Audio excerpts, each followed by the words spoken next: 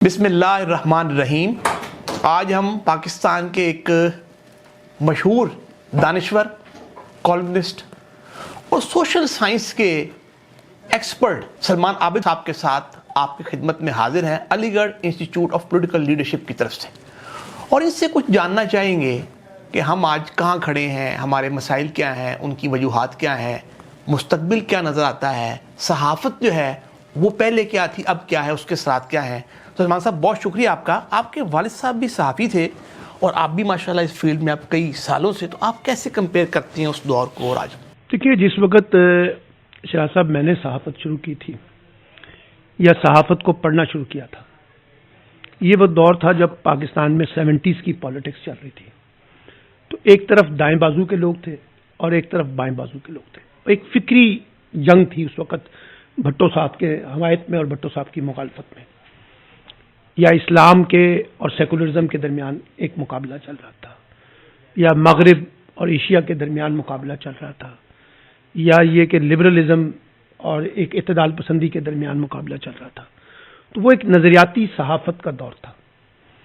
اس میں جو صحافی کام کرتے تھے وہ صرف صحافت کی وجہ سے مشہور نہیں ہوئے تھے، بلکہ اپنی نظریاتی وابستگی کی وجہ سے ایک بڑا نام رکھتے تھے۔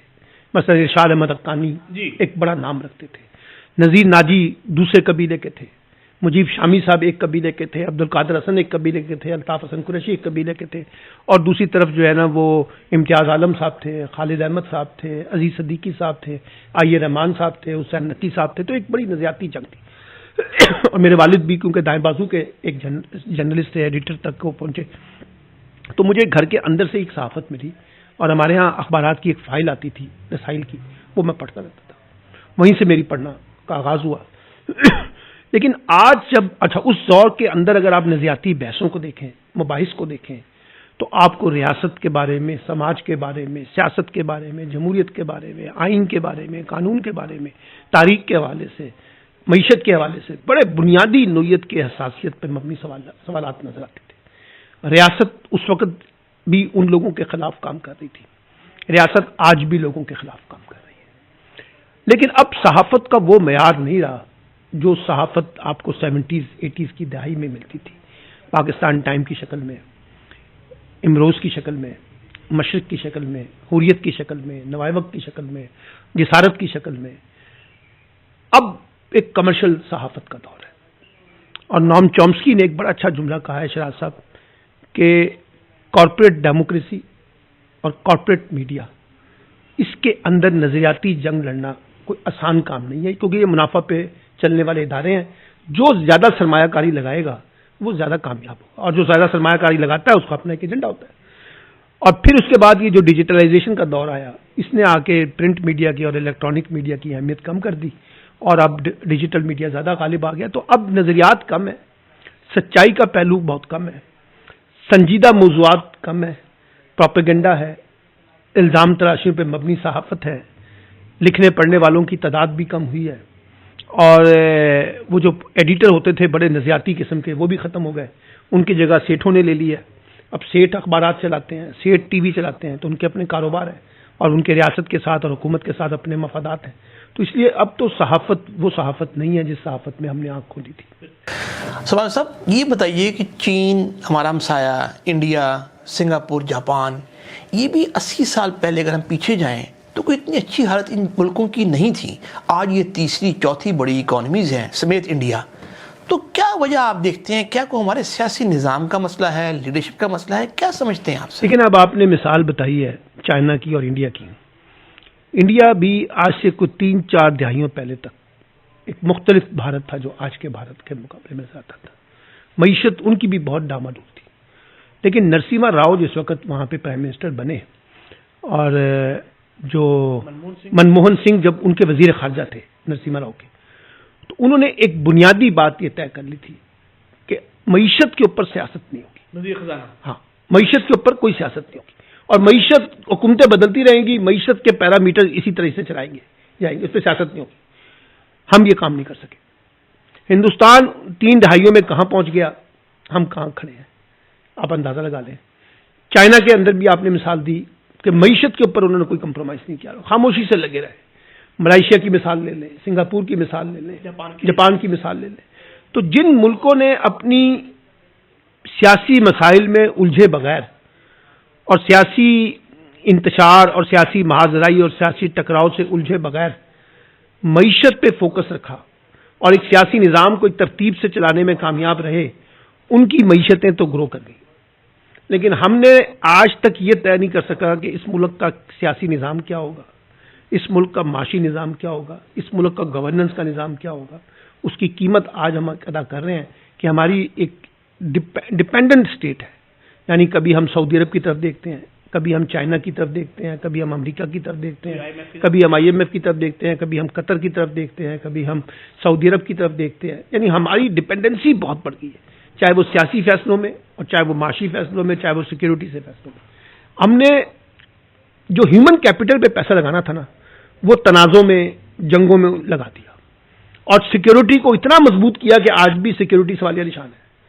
لیکن تعلیم کو، صحت کو، لوگوں کے بنیادی فنڈامنٹلز کو اتنا پیچھے چھوڑ دیا کہ اب ریاست ان تمام چیزوں سے وڈرا کرتی جا رہی ہے. اور پرائیویٹائزیشن کے نام پر، نشکاری کے نام پر، میں پرائیویٹائزیشن کا مخالف نہیں ہوں، لیکن جو اس کو ریگولیٹ کرنا تھا وہ تو نہیں کیا جا سکا. تو لوگوں کو تو آپ کھا لے تو آ رہے ہیں. تو اس لیے ریاست نے جو کام کرنا تھا لوگوں کی فلاح و بہبود کے لیے، جو کانسیپٹ تھا علامہ اقبال کا، قائد اعظم محمد علی جناح کا، سر سید کا، یعنی کہ ایک ایسی فلاحی ریاست جس میں لوگ مضبوط ہوں اور اس میں کسی قسم کی ڈسکریمنیشن نہ ہو، ڈسپیرٹیز نہ ہو، امیر غریب کے درمیان فرق نہ ہو، وہ بھی نہ ہو سکا. پھر ہم نے ماشاءاللہ انتہا پسندی کے وہ بیج بوئے اپنی پالیسیوں کی وجہ سے. افغانستان وار کے اندر پھنس گئے، کبھی بھارت دشمنی کے اندر ہم چلے گئے، کبھی بھارت نے ہم سے بہت زیادتی کی دشمنی کے کانٹیکس میں. تو آج انتہا پسندی، دہشت گردی، پرتشدد رجحانات بھی بہت غالب نظر آتے ہیں، معیشت بھی کمزور نظر آتی ہے، سیاست بھی کمزور نظر آتی ہے. اب آپ کہتے ہیں کہ یہ ہائبرڈ قسم کی جمہوریت ہے، کبھی کہتے ہیں اب ہارڈ اسٹیٹ جمہوریت ہے، کبھی کہتے ہیں کنٹرول بیسڈ جمہوریت ہے، کبھی کہتے ہیں کہ نہیں یہ تو جمہوریت ہے ہی نہیں، پھر کبھی اس کو آمرانہ نظام دیتے ہیں، کبھی کہتے ہیں آمرانہ نظام نہیں ہے، یہ تو بادشاہت پہ مبنی نظام ہے.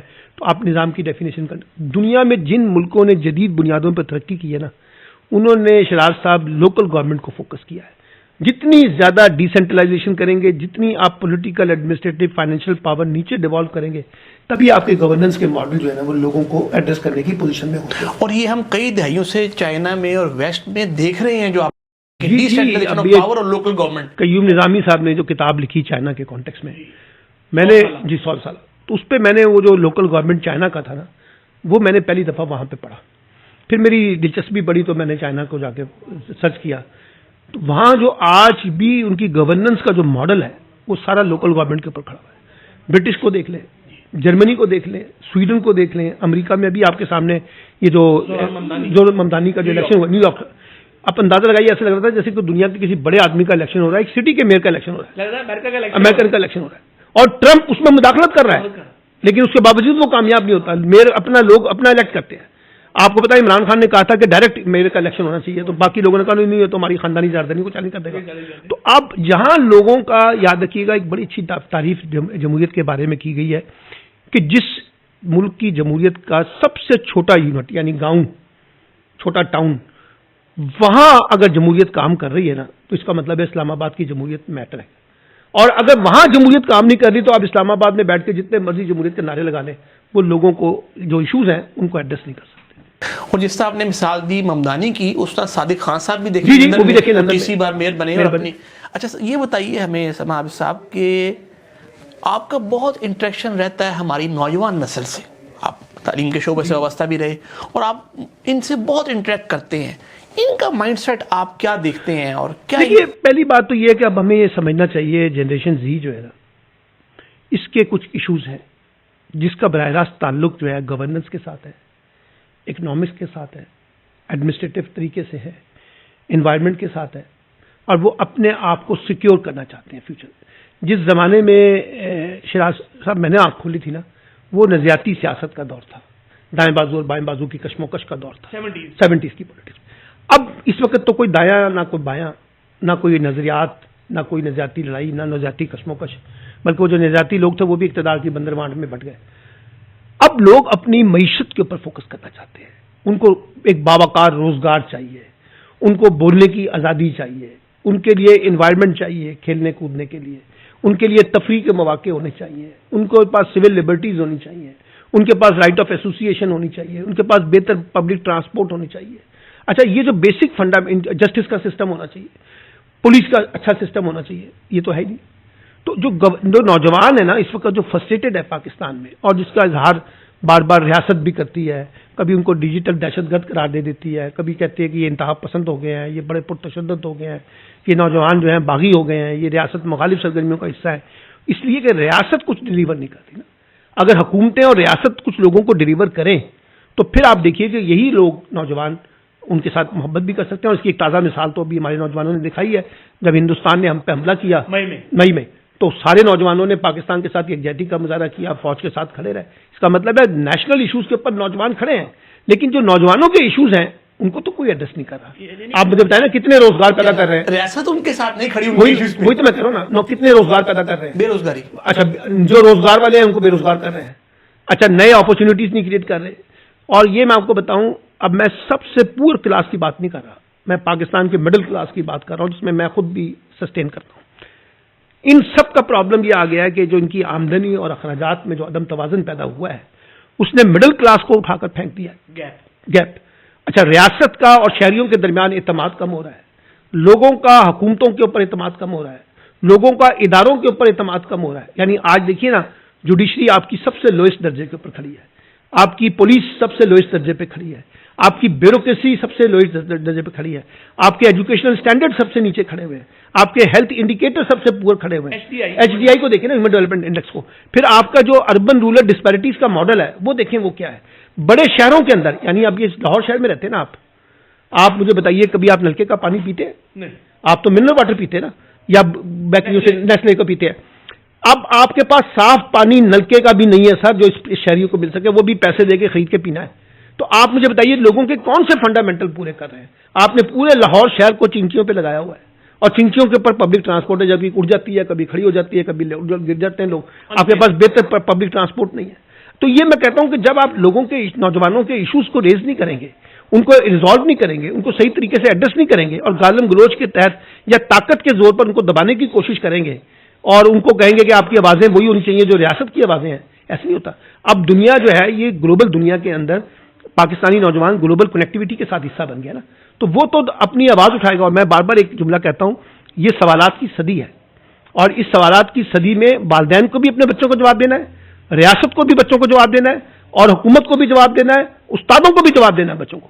اب اگر استاد روایتی طریقے سے بچوں کو پڑھانے کی کوشش کرے گا تو بچوں کا کوئی دلچسپی نہیں ہے, وہ کہتے ہیں ہمارا ٹیچر وقت برباد کرتا ہے, ڈس ایسوسیٹڈ. تو آپ اس کو ایسوسیٹ کرنے کے لیے اس کو انگیج تو کریں, اس کے ساتھ بیٹھے تو صحیح, اس کے ساتھ اس کی بات چیت تو سنیں, وہ جو آپ کو لان تان کر رہا ہے سنیں تو صحیح نا, وہ کیا کہنا کیا چاہتا ہے. آپ غبار تو نکالنے دیں, آپ تو اس کو غبار نکالنے کی بجائے اس کو جب ڈنڈے مارتے ہیں تو وہ پھر اپنا انتشار پیدا کرے گا, وہ بھی دکھائے گا. سلمان صاحب یہ بتائیے کہ جو پچھلے 15-20 سال میں ہمارے ملٹی نیشنل کارپوریشن کے ہیڈز کہہ لیں, یہ ہمارے آئی ایم ایف کے پیڈ لوگ کہہ لیں, رضا باقر صاحب, حفیظ شیخ صاحب, شوکت ترین صاحب, یہ سب جو رہے ہمارے, تو کیا اس کی وجہ سے ہماری کوئی معیشت میں بہتری آ سکی؟ دیکھیے, پہلی بات تو مجھے آپ یہ بتائیے کہ دنیا میں کون سا ایسا ملک ہے جس نے عالمی مالیاتی اداروں کی مدد سے اپنی معیشت کے نظام کو درست کیا؟ کوئی نہیں. اور یہ 25واں ہے, 23واں 24واں. آپ مجھے ملک بتا دیں, یہ جہاں گئے انہوں نے بڑا گھر کیا. اچھا, اب مسئلہ یہ ہے کہ آپ کی اپنی تو اکانومی ہے نہیں, آپ تو ڈیپینڈنٹ ہیں, تو آپ ان بڑے مالیاتی اداروں کے اوپر آتے ہیں. مالیاتی ادارے آپ پہ بوجھ بھی ڈالتے ہیں, مالیاتی ادارے آپ کو کہتے ہیں اسٹرکچرل ریفارمز کریں, وہ آپ کرنے کے لیے تیار نہیں ہوتے. مالیاتی ادارے کہتے ہیں یہ سبسڈیز ختم کریں, آپ اپنے جو بیجا اخراجات ہیں اس کو کم کریں, وہ بھی آپ نہیں کرنا چاہتے. تو یہ تو ایک ماڈل فیل ہو چکا ہے. اور میں آپ کو بتاؤں, آئی ایم ایف کے اوپر میرا سب سے بڑا گلہ یہ ہے کہ جو حکومتیں پرفارم نہیں کرتی آپ ان کو بھی بار بار پیسے دیتے ہیں, آپ ان کی اکاؤنٹیبلٹی کیوں نہیں کرتے, آپ ان کو اگلا پیسے دینے سے انکار کیوں نہیں کرتے. ان کو لگ گیا کہ ایک اپنا پیسہ ہے وہ جو آتا جاتا رہے گا, ہمیں کچھ مفادات پہ کمپرومائز کرنا ہے, وہ کر لیں گے. تو مجھے یہ لگتا ہے کہ جو یہ سارا جو کمپرومائز قسم کا ماڈل ہے معیشت کا, پھر اسی میں آپ دیکھیے کہ آپ کے وزیر خزانہ کا تقرر کہاں سے ہوتا ہے, آپ کی معاشی ٹیم کہاں سے بنتی ہے. وہی معاشی ٹیم جو ایک حکومت کی ہوتی ہے وہی دوسری معاشی ٹیم دوسری حکومت کی ہو جاتی ہے, پھر تیسری حکومت کی ہو جاتی ہے. معیشت کے بارے میں عمران خان نے جب ایک بورڈ بنانے کی کوشش کی تو آپ نے دیکھا وہ بورڈ نہیں بن سکا, اس لیے کہ ہمارے ہاں جو معیشت ہے اس کا حکومت سے براہ راست تعلق نہیں ہے، اس کا مالیاتی اداروں سے براہ راست تعلق ہے. تو جس کی بیسس کے اوپر ہمارے ہاں یہ جو انٹرنیشنل پروگرامز آتے ہیں اکانومی کے، یہ عام آدمی کی غربت میں اضافہ کرنے کا سبب بن رہے ہیں، کیونکہ جو رولنگ ایلیٹ ہے وہ اصل بینیفیشری ہے. اور میں آپ سے ایک اور سوال اٹھاتا ہوں، آپ کیونکہ سماجیات کے اور سیاست کے طالب علم ہیں، آپ مجھ سے یہ کبھی آپ سوال کیوں نہیں اٹھاتے کہ یہ جو باہر سے فنڈ آتا ہے اس کا آڈٹ کیوں نہیں ہوتا؟ یہ پیسہ کہاں خرچ ہوتا ہے جو تعلیم کے نام پر آتا ہے، جو صحت کے نام پہ خرچ ہوتا ہے، جو فلاں کے نام پہ؟ اور یہ جو منصوبے آپ نے بنانے شروع کر دیے ہیں چیریٹی بیسڈ ماڈلز، اب حکومت پنجاب کو دیکھیں، حکومت سندھ کو دیکھیں، ہر طرف بے نظیر انکم سپورٹ پروگرام، کہیں احساس پروگرام، کہیں فلاں پروگرام، کہیں فلاں فلاں کارڈ، کوئی فلاں لنگر، کوئی فلاں یہ چیریٹی. بھائی لوگوں کی اکنامک سٹیٹس کو بدلیں، لوگوں کو بیگر نہ بنائیں. لوگوں کو اب آٹا بانٹ رہے ہیں تو اس پہ تصویریں حکمرانوں کی ان کی تصاویر کے ساتھ مل رہا ہے. اب ایسے لگتا ہے جیسے آپ شہر میں پھریں تو آپ کو لگتا ہے کہ جی مریم نواز اور نواز شریف صاحب کی تصاویر سے بھرا ہوا ہے. وہ سیلاب میں یاد ہوگا نا جی. اچھا یہی بلاول صاحب کا حال ہے. یہ ماڈل ہم انٹروڈیوس کروا رہے ہیں شخصی حکمرانی کا ادارہ جاتی حکمرانی کے مقابلے میں. میں سمجھتا ہوں یہ بہت خطرناک ہے اور اکنامک اس سے ترقی نہیں کرے گی. اکنامک آتی ہے پولیٹیکل اسٹیبلٹی سے، اکنامک آتی ہے آپ کے انسٹیٹیوشنل ڈیولپمنٹ سے، اکنامک آتی ہے آپ کی نیبرنگ انوائرمنٹ سے، اکنامک آتی ہے آپ کے ہیومن کیپٹل سے، اکنامک آتی ہے آپ کے ایجوکیشن کے اسٹینڈرڈائزیشن سے، اکنامک آتی ہے آپ کی جدید ٹیکنالوجی کی بیسس کے اوپر. اگر آپ ان چیزوں کو گرو نہیں کریں گے تو پھر آپ کی اکانومی جو ہے وہ ٹریڈیشنل بیسس کے اوپر تو گرو نہیں کر سکتی. آخر میں آپ سے پوچھنا چاہوں گا سلمان صاحب، جو قائد اعظم کے 4 فاؤنڈنگ پرنسپلز تھے، فاؤنڈیشن تھی ہمارے پاکستان کی، social justice, social democracy, equality in opportunity اور فیئر پلے. اچھا آج آپ 80 سال بعد قریباً اس کو کتنا دیکھتے ہیں اور اس کے نہ ہونے یا ہونے کے اثرات آپ کیا دیکھتے ہیں؟ دیکھیے بنیادی غلطی تو یہ ہے، میں سمجھتا ہوں کہ اگر قائد اعظم کو 10 سے 15 سال مل جاتے آزادی کے بعد تو شاید پاکستان کی آج یہ شکل نہ ہوتی جو ہم دیکھ رہے ہیں. قائد اعظم کا فوری طور پہ چلا جانا 1 برس کے بعد میں سمجھتا ہوں کہ پاکستانیوں کے لیے بہت بڑا سیٹ بیک تھا. دوسری بات یہ ہے کہ جو کانسپائریسیز اور سازشی کھیل اسی وقت شروع ہو چکا تھا ان کی زندگی میں، اور جس طرح سے اقتدار کی تکون کو عوام کی حکمرانی سے نکال کر ایک محلاتی سازشوں کے حصہ بنایا گیا، اسی کا نتیجہ ہے کہ ہمارے ہاں سول ملٹری تعلقات کا معاملہ ہو یا بیوروکریسی اور حکومت اور اسٹیبلشمنٹ کے درمیان سازشوں کا کھیل ہو، ہم آج تک اس سے باہر نہیں نکل سکے ہیں. تو ہم نے تو نہ فلاحی ریاست کی بات کی، نہ ہم نے فلاحی جمہوریت کی بات کی، نہ ہم نے آئین اور قانون کی حکمرانی کی بات کی. جو جتنا طاقتور ہے، مجھے ایسے لگتا ہے کہ جیسے کبھی کبھی یہ ملک جو ہے عام آدمی کا ملک نہیں ہے، یہ اس ملک کے طاقتور اشرافیہ کا ملک ہے اور یہ رولنگ ایلیٹ ہے. اچھا اس رولنگ ایلیٹ کا بھی قصہ سن لیں. ان کے بچے باہر پڑھتے ہیں، ان کے علاج باہر ہوتے ہیں، ان کے بینکس باہر ہیں، ان کی پراپرٹیز باہر ہیں، ان کے بڑے بڑے جو لوازمات ان کی تفریحات جو ہے، تفریح جو ہے، ان کی جو سیر و تفریح ہے وہ ساری کی ساری باہر کی جڑی ہوئی ہے. تو جب ان کا پاکستان کے اندر سٹیک ہی کوئی نہیں ہے اور ان کا سٹیک پاکستان میں صرف اتنا ہے کہ وہ یہاں سے دولت اکٹھی کریں اور باہر منتقل کرنا شروع کر دیں. صرف آپ دبئی میں جا کے اندازہ لگا لیں کہ کتنے پاکستانی ہیں جنہوں نے وہاں پہ جا کے اپنی پراپرٹیاں بنائی ہیں، اربوں ڈالر کی. کتنے لوگ ہیں جنہوں نے لندن میں جا کے بنائی ہیں، جنہوں نے اور نئے ملک دریافت کر لیے ہیں اپنی پراپرٹیز کے بارے میں. تو مجھے لگتا ہے کہ یہ پاکستان قائد اعظم کے ان اصولوں کے خلاف ہے جو عام آدمی کا پاکستان تھا. یہ آپ نے ایک رولنگ ایلیٹ کا اور ایک طاقتور طبقے کا پاکستان بنا دیا ہے، جس کی وجہ سے پاکستان کے اندر جو مختلف گروپس ہیں ان کے اندر ہمیں ایک ٹکراؤ مل رہا ہے. اور جو سب سے بڑا ٹکراؤ مل رہا ہے جو پاکستان کی نئی نسل ہے اس کا اسٹیٹ کا، حکومت کا اور معاشرے کے درمیان جو ٹکراؤ ہے یہ کافی بھیانک ہے اور اس سے سبق حاصل کرنا چاہیے. بہت شکریہ سلمان صاحب. میرے خیال میں ہمارے ویورز کو آج بہت سے زمینی حقائق جو بہت سی بندشوں کی وجہ سے نہیں ملتے، سپریشن کی وجہ سے، وہ ملے.